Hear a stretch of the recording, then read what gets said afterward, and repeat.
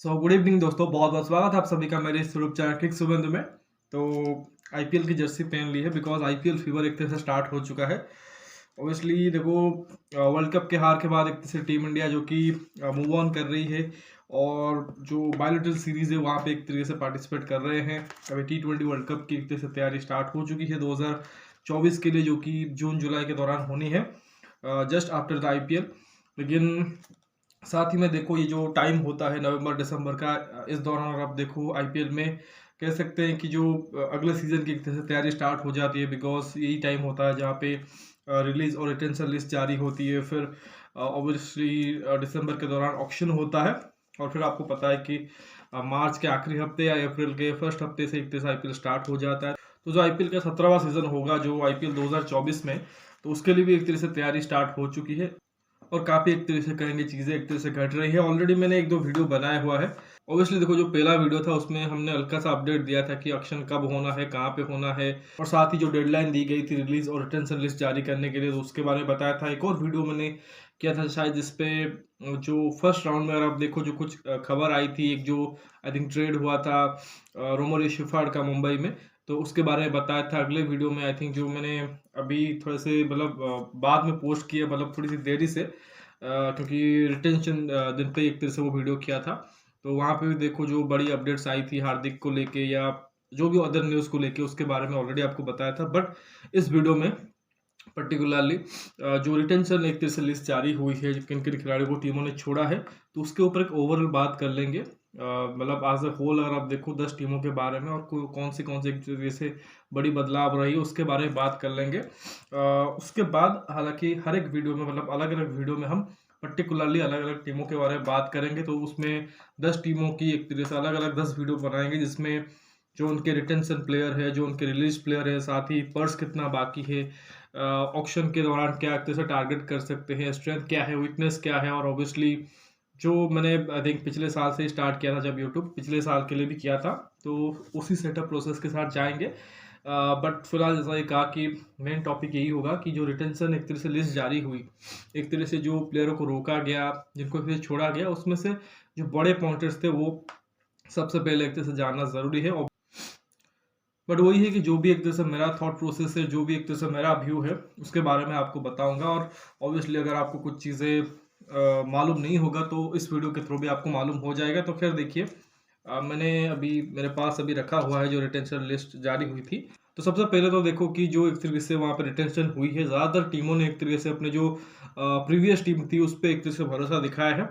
बहुत से कम खिलाड़ी को उन्होंने एक तरह से रिलीज किया है। आई थिंक सबसे कम अगर किसी टीम ने खिलाड़ी को रखा है अपने टीम में, आई थिंक केकेआर है, जिन्होंने शायद 13 खिलाड़ियों को एक तरह से रिटेन किया है। और बाकी आई थिंक जो 10-12 खिलाड़ी थे उनको एक तरह से रिलीज कर दिया है, और उसी वजह से देखो एक अच्छा खासा पर्स उनके पास भी है।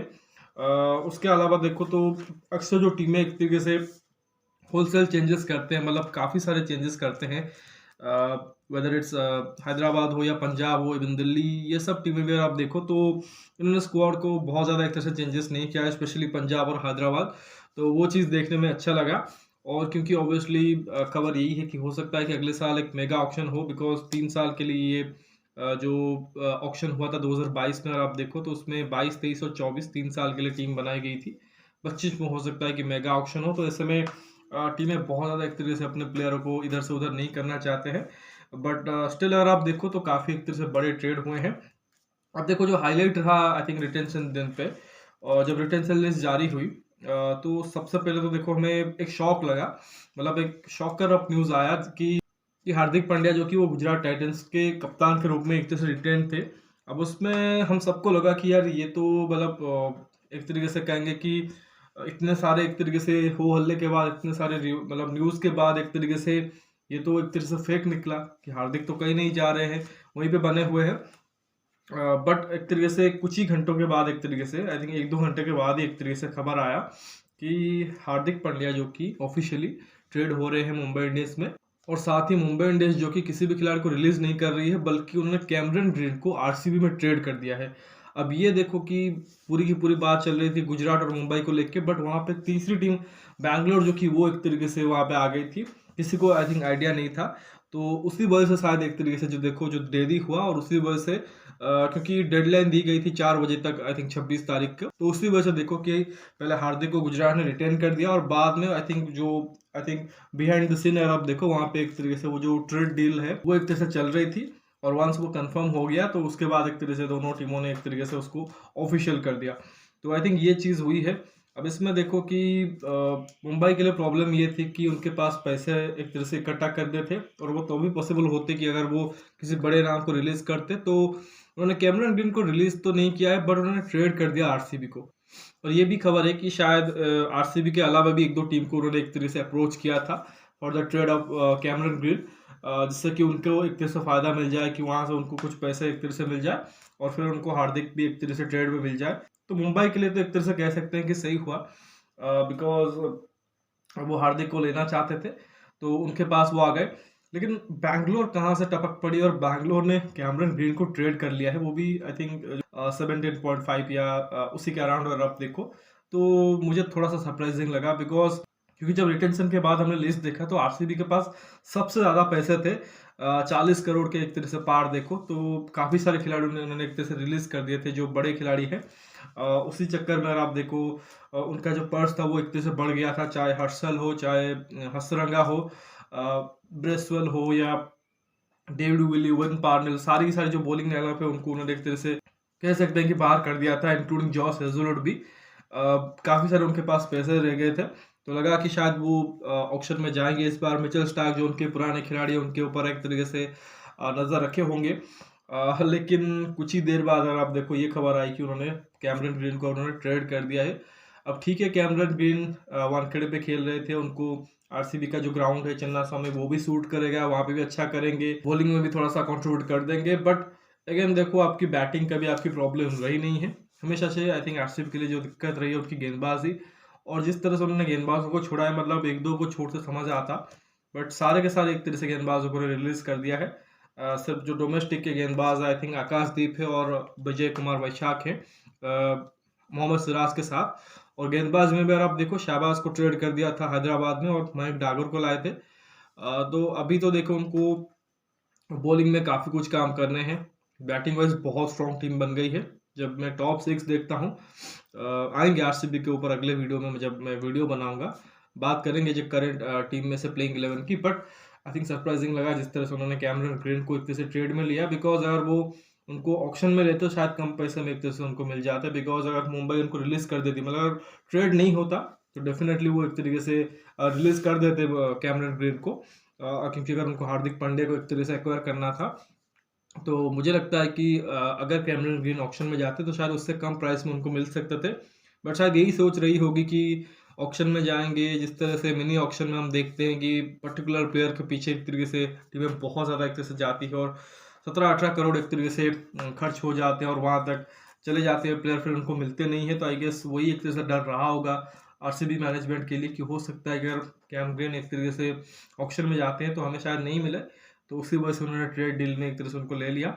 अब ये कितना एक तरीके से उनको फायदा करेगा ये तो अब उनको ऑक्शन में जाने के बाद ही पता लगेगा, बिकॉज अब 23 CR के अराउंड उनके पास बचे हुए हैं, और अभी उनको काफ़ी गेंदबाजों को एक तरह से खरीदना है, बिकॉज उनके पास तो ना भी पेस बॉलिंग में कोई बहुत सारे ऑप्शन है, और ना ही स्पिनरों में हसरंगा को जाने दिया है, वो भी थोड़ा सा सरप्राइजिंग लगा, क्योंकि आपके पास कोई अभी जेन्युइन लेग स्पिनर नहीं है। तो अभी देखना पड़ेगा, 19 तारीख का इंतजार करना पड़ेगा कि वो क्या करते हैं। दूसरी तरफ अगर कहे तो हार्दिक की जैसा कि कह रहे थे कि घर वापसी हो चुकी है, हालांकि गुजरात एक तरह से कह सकते हैं उनका घर है, बट जिस फ्रेंचाइजी के साथ एक तरह से उन्होंने स्टार्ट किया, जिस तरह से उनका करियर बना, आई थिंक वो मुंबई में बना, और उसी वजह से एक तरह से कहेंगे कि एक स्वीट सा उनका एक तरह से रिटर्न हो रहा है घर पे। तो वो तो एक तरह से काफ़ी एक्साइटेड हो गया, और साथ ही मुंबई इंडियंस भी, क्योंकि ये मेगा ऑक्शन के बाद अगर आप देखो तो 2 साल के बाद वो आ रहे हैं। काफ़ी कुछ उन्होंने थोड़े से बयान भी दिए थे मुंबई और चेन्नई को लेके, जो कि थोड़े से कह सकते हैं कि मुंबई के प्लेयरों को, उनके फैंस को अच्छे नहीं लगे थे। बट लेकिन अब जब मुंबई इंडियंस के स्क्वाड में वो आ चुके हैं तो फिर इंटरेस्टिंग होगा किस तरह से जो फैंस उनको एक्सेप्ट करते हैं और किस तरह से प्लेयर के साथ उनकी बॉन्डिंग रहती है। बाकी गुजरात के लिए ये कहे, आई थिंक खैर देखो वो तो उतना खुश नहीं होंगे इस एक तरह से ट्रेड से, बट क्या कर सकते हैं, बिकॉज हार्दिक की एक तरह से मंशा होगी कि मुझे मुंबई जाना है, तो इसे उन्होंने जाने दिया है। लेकिन अब उनके लिए ये था कि उनको अपना कप्तान नियुक्त करना था, जो कि उनका एक तरह से पोस्टर बॉय बनेगा, और उन्होंने फाइनली शुभमन गिल को बना दिया है। आई थिंक आज एक्सपेक्टेड, मतलब जो एक तरह से हम एक्सपेक्ट कर रहे थे, तो शुभमन गिल ही एक तरह से कप्तान बने हैं गुजरात टाइटंस के, जो कि अच्छी न्यूज़ है, not just for Shubman Gill बल्कि गुजरात टाइटंस के लिए भी, कि इंडियन टीम का एक ज़बरदस्त ओपनर, एक अच्छा बैट्समैन, जो कि अगले 10-12 साल तक हो सकता है इंडियन टीम का फ्यूचर बने रहे, टीम इंडिया का सबसे बड़ा बैट्समैन बने रहे, वो उस टीम की कैप्टनसी कर रहा है। और ये सिर्फ एक तरीके से गुजरात के लिए फ़ायदा नहीं देगा, बल्कि खुद शुभमन गिल के लिए भी एक तरह से फ़ायदेमंद हो सकता है कि अगर वो अपने कप्तानी से एक तरीके से गुजरात में अच्छा करते हैं, और कहीं ना कहीं अगर देखो इंडियन सिलेक्टर्स को एक तरह से इम्प्रेस कर पाते हैं, तो फिर हो सकता है कि फ्यूचर कैप्टनसी मटेरियल के तौर पे टीम इंडिया उनको देख रही हो। तो आई थिंक ये इंटरेस्टिंग होने वाला है। बाकी अगर आप देखो इन तीनों टीमों को छोड़ दो, आरसीबी, गुजरात और मुंबई, जो कि इन्वॉल्व थे दो बड़े प्लेयरों के एक तरह से ट्रेड में, स्पेशली हार्दिक पांड्या को लेके। हालांकि अगर आप इन तीन फ्रेंचाइज को छोड़ दे, जो कि एक तरह से इन्वॉल्व थे दो बड़े खिलाड़ियों के या दो बड़े एक तरह से ट्रेड डील से, बाकी जो टीमें रही हैं, I think along the expected line उनके एक तरह से कहेंगे रिलीज और रिटेंशन हुए हैं। I think talking about CSK, already मैंने बता दिया था कि वही सब नाम है। बाकी बार आप देखो तो उन्होंने जो डोमेस्टिक के प्लेयर है, भगत वर्मा, सुब्रह्मण्य सेनापति, जो हमारे उड़ीसा से हैं, तो उन सबको एक तरह से उन्होंने जाने दिया है, बिकॉज शायद यूटिलाइज उस हिसाब से नहीं कर पाते हैं। ऑलरेडी बेन स्टोक्स और राइडू का खबर दे दिया था, पृथ्वी रोज को भी छोड़ दिया है। बाकी सिसंदा मगाला और काइल जेमिसन दोनों को उन्होंने छोड़ा है। तो अभी देखो चेन्नई ने तो अगर देखो 19 खिलाड़ियों को रखा हुआ है, और अभी भी 31.4 CR उनके पास है, तो अच्छी खासी एक तरह पास उनके पास रकम है। 6 स्लॉट अभी बाकी हैं, और उम्मीद करेंगे कि एक दो अच्छे फॉरेन पेसर लाएंगे, एक आधा मिडिल ऑर्डर बैट्समैन भी लाएंगे, तो आई थिंक अच्छा लगेगा। सीएसके बहुत ज़्यादा एक तरह से टेंशन में नहीं होगी। मुंबई को जैसा ही कहा कि उन्होंने हार्दिक को लिया था, बाकी जो आई थिंक जो उन्होंने प्लेयर छोड़े भी हैं, उसमें देखो कि जो ज़्यादातर पेस गेंदबाज थे उनको छोड़ दिया है, जो फॉरेनर्स थे। बाकी इंडियंस में तो बहुत ज़्यादा आई थिंक उन्होंने प्लेयर छोड़े नहीं हैं। तो ओवरऑल उनकी टीम भी अच्छी है, और स्पेशली जो बैटिंग बन रही है टॉप 7 में, कंसिडरिंग वानखेड़े की स्टेडियम जहाँ पे वो 7 मैच खेलेंगे, आई थिंक पटाखा बैटिंग है उनकी। बॉलिंग पे अभी भी उनको थोड़ा सा काम करना पड़ेगा, और उनके पास अगर आप देखो तो बहुत ज़्यादा या बहुत कम पैसे नहीं है। आई थिंक 8 स्लॉट उनके बाकी हैं, और 17.75 करोड़ उनके पास बाकी है, तो उनको स्मार्ट बाइज करने पड़ेंगे। बहुत ज़्यादा वो एक प्लेयर के ऊपर वो इन्वेस्ट नहीं कर सकते, जिस तरह से उन्होंने पिछली बार केम ग्रीन पे किया था। इस बार उनको स्मार्ट बाइज करने पड़ेंगे 6-7 करोड़ वाले, और उसी में देखो कि 4 जो ओवरसीज स्लॉट है वो बाकी है, तो उनको एक तरह से उनको भरने पड़ेंगे। Coming into another team, I think RCB, Ajay सेठ की बहुत सारे गेंदबाज को उन्होंने रिलीज कर दिया है। तो अभी अगेन जस्ट लाइक मुंबई, उनकी बैटिंग एकदम सर्टेड है, उनकी बॉलिंग को एक तरह से काम करना पड़ेगा, और वहाँ पे ऑप्शन उनको लाने पड़ेंगे। आई थिंक मैं अभी एक मिस कर गया था, रेस टॉपली को उन्होंने एक तरह से रखा हुआ है, जो कि अच्छे गेंदबाज हैं। तो एक फॉरेनर में अच्छी गेंदबाज है, और एक इंडियन में मोहम्मद सिराज है। बाकियों को एक तरह से भरना चाहेंगे, और स्पेशली स्पिन डिपार्टमेंट में आई थिंक 6 स्लॉट इनके भी एक तरह से बचे हुए हैं, और इनके पास जो पैसे हैं, अभी शायद मैं बोल रहा था, आई थिंक 23.25 CR बाकी है। Another team I think Rajasthan Royals की भी अगर बात करें, तो आई थिंक काफ़ी एक तरह से उन्होंने भी रिलीज़ किया है, जिसमें जेसन होल्डर, रोबर्ट मोकॉय, इन सबका नाम है। उसके अलावा आप देखो तो जो रूट ने पुल आउट कर लिया, तो आई थिंक ठीक ठाक टीम अभी भी इनके पास है। आई थिंक 17 खिलाड़ी रिटर्न किए हैं, और अभी भी आई थिंक 14.5 CR है। तो अगेन देखो कि just like Mumbai Indians, settle team है, बट उनको आई थिंक जो स्मार्ट बायज है वो करने पड़ेंगे, स्पेशली इन ओवरसीज स्लॉट, जहाँ पे 3 खिलाड़ी एक तरह से उनको भरने हैं। इनके पास अगर आप देखो जो इंडियन डोमेस्टिक गेंदबाज है, खासकर तेज गेंदबाज, काफ़ी ऑप्शन उन्होंने रखे हुए हैं, चाहे प्रसिद्ध कृष्णा हो, कुलदीप सेन हो, संदीप शर्मा हो, आवेश खान को भी ले आए, नवदीप सैनी भी शायद है यहाँ पे। तो काफ़ी सारे ऑप्शन यहाँ पर आप देखो उन्होंने भरे हुए हैं, जो इंडिया के डोमेस्टिक टैलेंट से, जो कि इंडियन टीम से भी एक तरह से कुछ मैचेस खेल चुके हैं। स्पिन डिपार्टमेंट तो कहे तो I think one of the best होगा यहाँ पे। एडम जापा और युवराज चहल जैसे 2 रिस्ट स्पिनर है, और साथ ही अश्विन जैसा क्वालिटी गेंदबाज है। आई थिंक उनको चाहिए कि अगर एक आधा तेज गेंदबाज जो ऑलराउंडर है वो अगर मिल जाए, आई थिंक ड्वेल प्रिटोरियस की तरफ देख सकते हैं, इनको चेन्नई ने रिलीज कर दिया है, तो एक ऑप्शन वो हो सकता है। और फिर आई थिंक ट्रेंट बोल्ट के साथ इनको एक तेज गेंदबाज चाहिए होगा, तो इंटरेस्टिंग होगा। और बाकी मिडिल ऑर्डर में एक आधा और बैट्समैन ढूंढेंगे। बाकी देखो कि अभी LSG का भी देख रहा था, आई थिंक प्रीवियसली बताया हुआ है कि लखनऊ के जो मेंटोर थे गौतम गंभीर वो केकेआर में जा चुके हैं, जो उनकी पुरानी फ्रेंचाइजी थी। बाकी अगर आप देखो इन्होंने भी काफ़ी सारे खिलाड़ियों को एक तरीके से रिलीज़ कर दिया है, और ऑब्वियसली देखो कि गौतम गंभीर का उसमें छाप रहा होगा, लेकिन द मोमेंट गौतम गंभीर वहाँ पे नहीं होंगे तो फ्रेंचाइजी जो कि थोड़ी सी अलग सोच के साथ भी जाएगी। बट अगेन देखो इनके पास अगर आप देखो सबसे कम एक तरीके से रकम बाकी है 13.15 CR, और 19 खिलाड़ी उन्होंने रखे हुए हैं। अभी भी देखो 6 स्लॉट बाकी है जिसमें 2 ओवरसीज के हैं। आई डोंट थिंक कि बहुत ज़्यादा एक तरह से ये बड़े प्लेयरों के पीछे भागेंगे। इनके पास भी अगर आप देखो आई थिंक ठीक ठाक बैटिंग है, इंडियन बैटिंग है, फॉरेनर भी बहुत अच्छे खासे हैं।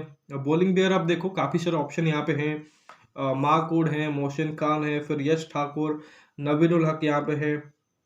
उसके अलावा आप देखो स्पिनर में आप देखो तो अमित मिश्रा है, रवि बिश्नोई है, कृणाल पांड्या हो जाएंगे, कृष्णप्पा गौतम होंगे।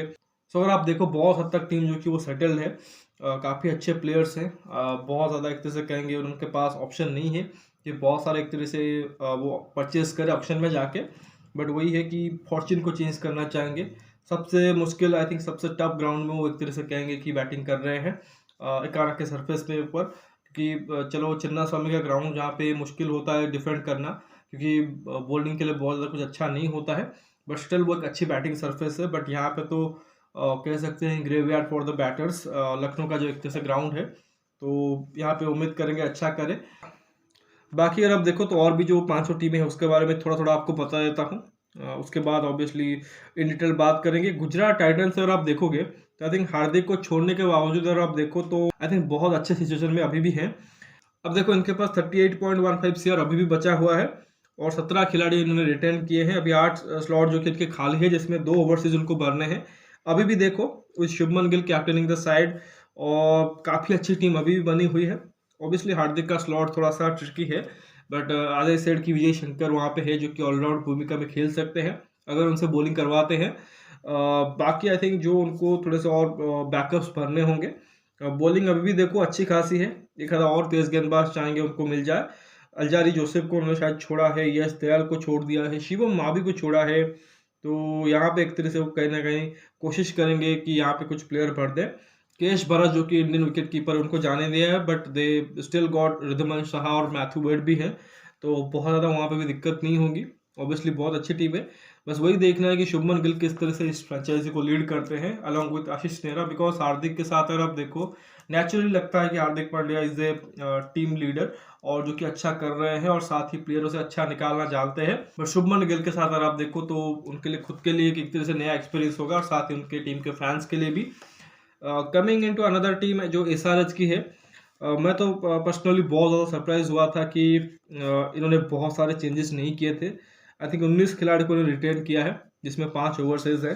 तो मुझे अच्छा लगा कि डिस्पाइट कि उस सीज़न में आप देखो जो 2023 में अभी कुछ ही महीने पहले गुजरा था, उसमें मयंक हो, राहुल त्रिपाठी हो, उस हिसाब से उनका परफॉर्मेंस नहीं आया था, बट स्टिल उन्होंने उनको बैक किया है जो कि अच्छा लगा। अभी हालांकि पता नहीं है बिकॉज 12 तारीख दिसंबर 12 तक ट्रेडिंग विंडो जो कि ओपन है, मतलब रिटेंशन के बाद अगर आप देखो ट्रेड विंडो खुला हुआ है, तो अगर कोई ट्रेड आगे होता है तो उसके बारे में आपको पता लग जाएगा। बाकी अजय शेठ काफ़ी सारे खिलाड़ियों को उन्होंने रिटेन किया है। अगेन देखो बैटिंग वाइज अभी भी बहुत अच्छी बैटिंग टीम बन रही है। अगर आप उसमें से हैरी ब्रूक को निकाल भी दे, टॉप 5-6 बहुत ही सेटल्ड है।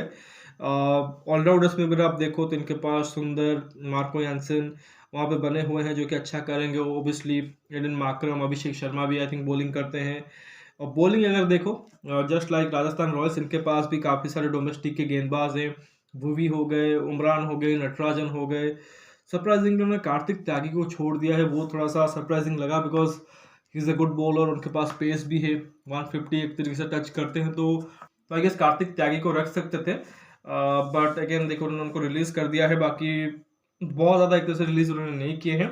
आदिल रशीद को जाने दिया है, अकील हुसैन जो 2 क्वालिटी स्पिनर है, बट शायद उतना एक्सपीरियंस इंडियन कंडीशन में और स्पेशली आईपीएल का नहीं है। बट मुझे लगता है कि शायद आदिल रशीद को रख सकते थे, बट क्योंकि शायद मयंक मार्कंडे ऑलरेडी इस टीम में है, शायद उसी वजह से डिसीजन लिया होगा कि जो फॉरेन गेंदबाज है, जो फॉरेन रिस्ट स्पिनर है, उनको नहीं रखते हैं।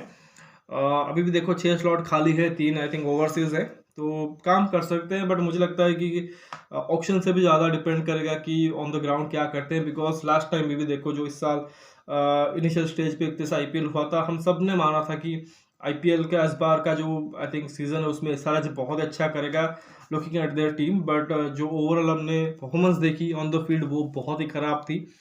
चलिए ये हैदराबाद की हुई। इसके अलावा पंजाब की बात करें तो शिखर धवन, जॉनी बेस्टो, इन सबको एक तरह से मेंटेन रखा है और होपफुली शिखर धवन ही कैप्टनसी करेंगे। अगर उनके पास भी अच्छी टीम है, बट एक बिग सरप्राइजिंग मुझे लगा शाहरुख खान को उन्होंने रिलीज कर दिया, बिकॉज बड़े प्राइस में उनको खरीदा था और ठीक से यूटिलाइज भी नहीं किया और अभी उनको रिलीज कर रहे हैं। लेकिन शाहरुख के लिए कोई प्रॉब्लम नहीं होगा बिकॉज चेन्नई में आने वाला है। मुझे लग रहा है कि चेन्नई के पास पर्स अच्छा खासा है और उनको शाहरुख खान प्रीवियस सीजन में भी चाहिए थे, जब उनके पास 8-9 करोड़ तक वो एक तरह से बोली लगा रहे थे। तो हो सकता है कि चेन्नई में इस बार आ जाए, लोकल प्लेयर है तो उतना उनको इनके लिए प्रॉब्लम नहीं होगा। बट समा मुझे लगा कि वहाँ पर उनको एक फिनिशर चाहिए था, तो उनको रख सकते थे।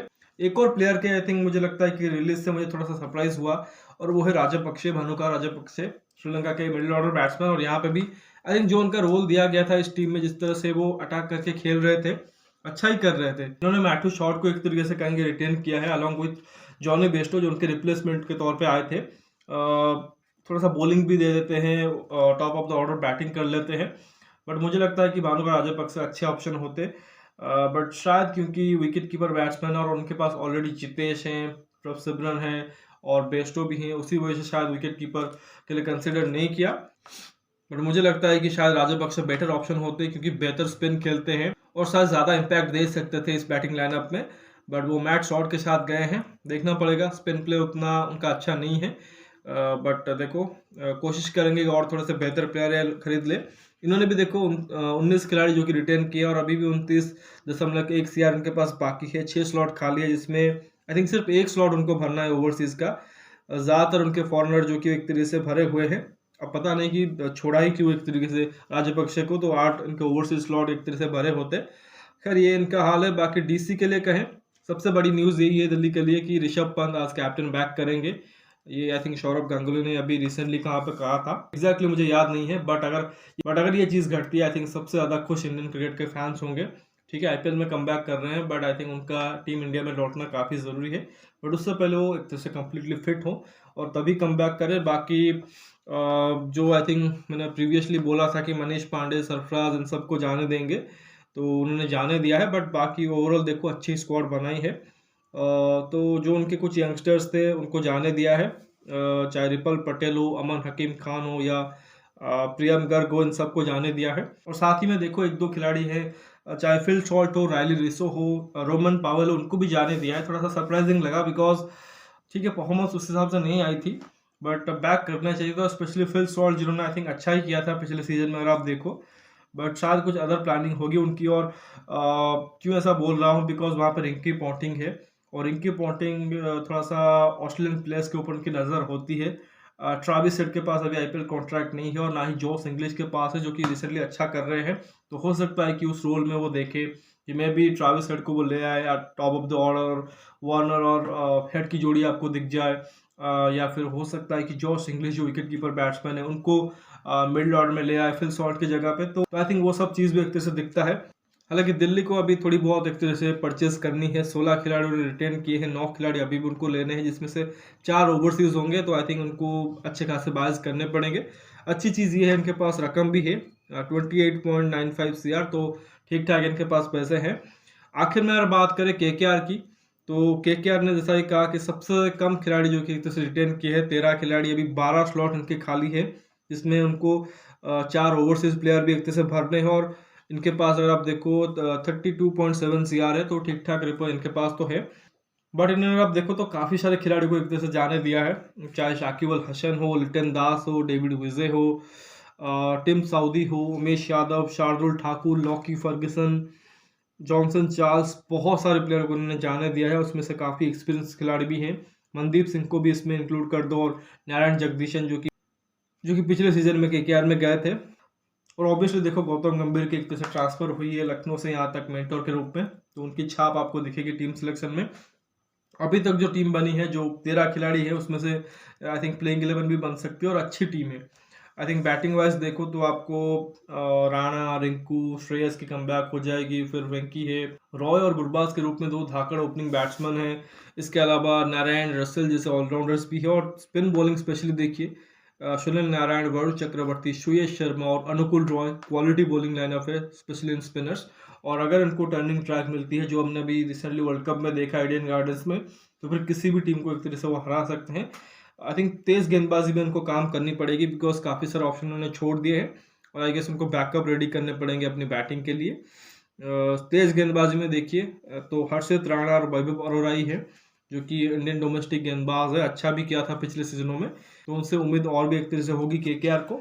लेकिन कोशिश यही करेंगे कि कहीं ना कहीं थोड़े से फॉरेन पेसर्स एक तरह से इकट्ठा कर ले। और मुझे लगता है कि मिचेल स्टार्क जो कि केकेआर में आने वाले हैं, मतलब बाकी टीमें भी लड़ाई करेंगी, बट मुझे लगता है कि ये जो कि हो सकता है कि अपना पर्स जो कि वो बिल्कुल खोल दे मिचेल स्टार्क के लिए, क्योंकि पास्ट में इनके लिए पैट कमिंस खेले हैं, जॉश हेजलवुड शायद इनिशियली अवेलेबल नहीं होंगे, लेकिन क्योंकि मिचेल स्टार्क अवेलेबल हो जाएंगे, इनको चाहिए भी पेसर, तो आई गेस उनके पीछे ज़रूर जाएंगे। तो लेट्स सी। तो आई थिंक ये ओवरऑल मैंने आपको हल्का हल्का हिंट दे दिया है सभी टीमों के बारे में।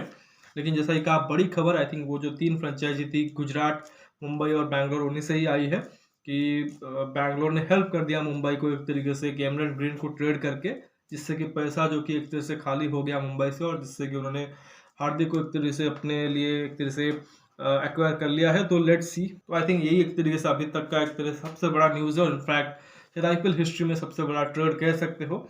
जिस तरह से कैप्टन ट्रेड हुए हैं, मतलब इससे पहले भी कैप्टन ट्रेड हुए हैं, बट शायद जिस तरह से इस बार का आई थिंक पूरा का पूरा एक तरीके से इन्होंने खिचड़ी बनाया है, उसको एक तरीके से शायद आपने कभी देखा नहीं होगा।